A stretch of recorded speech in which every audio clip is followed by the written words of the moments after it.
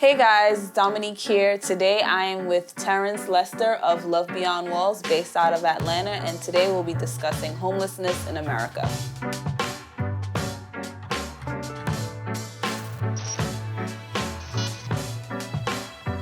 As you were saying, like that first group, that service was so embedded in what they did that they didn't even realize they were doing it versus, the other group. But then it makes me think of a group that's not mentioned there, that maybe they're doing these things, but maybe for the wrong reasons, or it's a duty, as sort of like a religious attitude, like, oh, I have to feed the homeless, or I have to do this, and then they do it from a place of like bitterness and not necessarily generosity.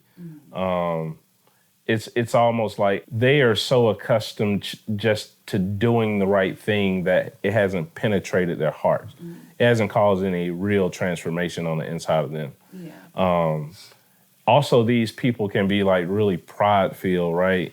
And so it's like, yeah, I'm doing this for somebody else and not necessarily thinking that the person that they may be doing something for has anything to offer. It's like this, I'm looking down at someone else, which is another reason why we wanted to create the space that we've created in Atlanta, is because, we get a chance to create a safe space where people can live like Christ, but also live a life of generosity.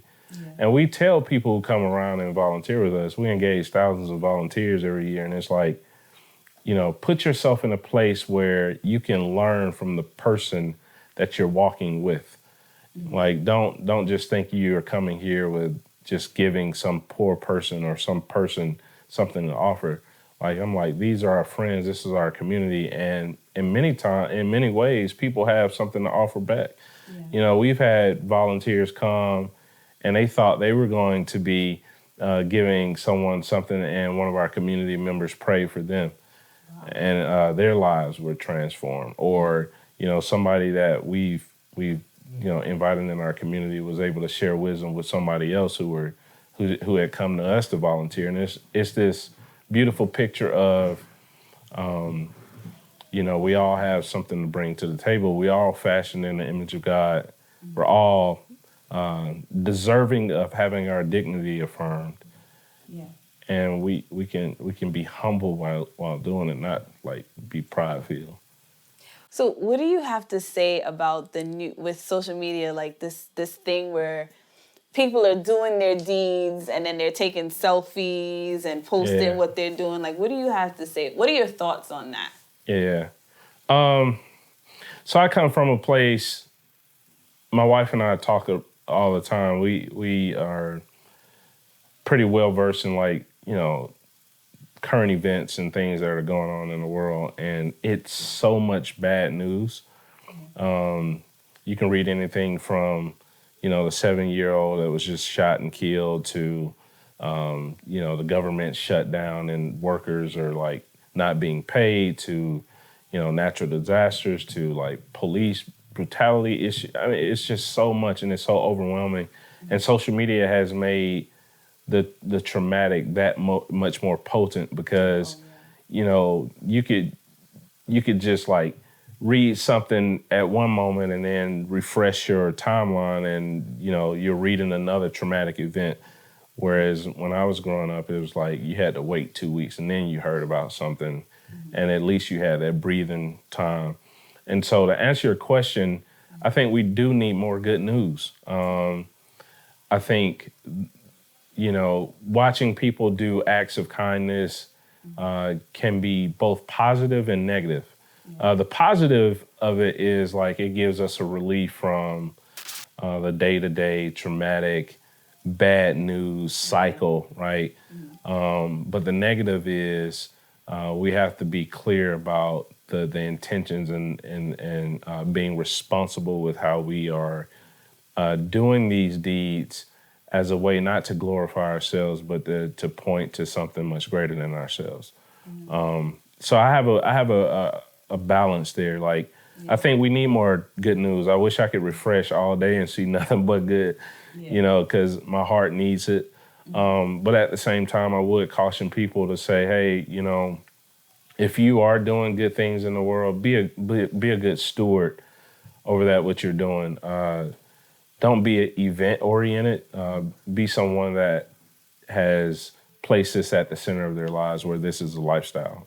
We have a saying that we use, which is service is not an event, it's a lifestyle. So like, if you're about that life, like really be about it. Don't post just for likes and, pats on the back, but really be about, invoking change in the world.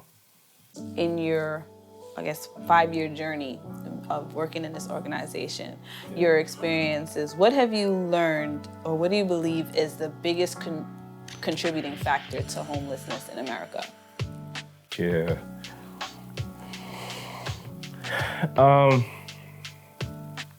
I would say there's so many things. I mean, we could talk about, joblessness or being underemployed. We could talk about the wage gap. People are just not being paid enough. So, if you work in 30, 40 hours a week and you're making minimum wage, which in like the state of Georgia is $7.15 an hour, you think about that, plus all of the other expenses that you have to carry, there's not enough at the end of the month to be sustainable. You think about, loss of a loved one. You think about domestic violence. You think about so many different topics that contribute to homelessness. I don't think we can just like pinpoint one, but I would say one of the things that I'm noticing now is that the issue of poverty in our country is not being talked about. I mean, if you look at all of the last elections, going back past Obama, people haven't really conversed about solving the issue of poverty in our country on like a national platform. It's something that we don't talk about enough in our churches, but we, follow a savior that he had nowhere to lay his head. His experience in this life on earth when Jesus was here, if you're a Christian, he experienced homelessness. He experienced gentrification when Herod was taking the census and he was going to kill all of the firstborn males to try to wipe out what he thought would be Jesus, right? And so he had to flee to Egypt. He was gentrified. Honestly, I just think we haven't made the issue of poverty like a priority in our country. When you think about 40-some plus million people experiencing it, and then you think about another 100 million people who are living near the poverty line, meaning they're 1 or 2 paychecks away from being homeless or living on the streets. Something's wrong. I think it's gross inequality when we see 1% of the population controlling, 90% of the wealth in this country. Something's wrong with that. And I definitely think we need to think smarter about how we are inclusive to those who are voiceless and living on the margins and not getting proper education or proper health care. I just think we need to have more concern with that. So that's my answer. What do you think are some of so we just talked about bringing more awareness, having more conversations about it. I think awareness creates empathy. And educates people. Like, I remember we were leading a group in the heart of the city, and we had volunteers, and we were sharing food with our friends. And this guy who was experiencing homelessness, he comes up and he encounters this lady who is a volunteer, and she offers him like a ham sandwich or something. And he politely just says, I don't want that. I don't want to eat. And this lady got so upset, these people should be eating whatever they can. And I mean, just like really disrespectful towards the person experiencing homelessness, and I saw the guy storm off. He was saddened, and I asked him. I was like, "Is there anything else we can get you or whatever?" And he says, I just learned that I have an illness and I needed to change my diet, Yeah. and so I want to eat more fresh fruits and stuff like that. And it was just like, wow, this lady has no clue Yeah. because she didn't get a chance to know the person, right? And so I walked over to the lady and I told her what had happened, and she just broke down and she started crying.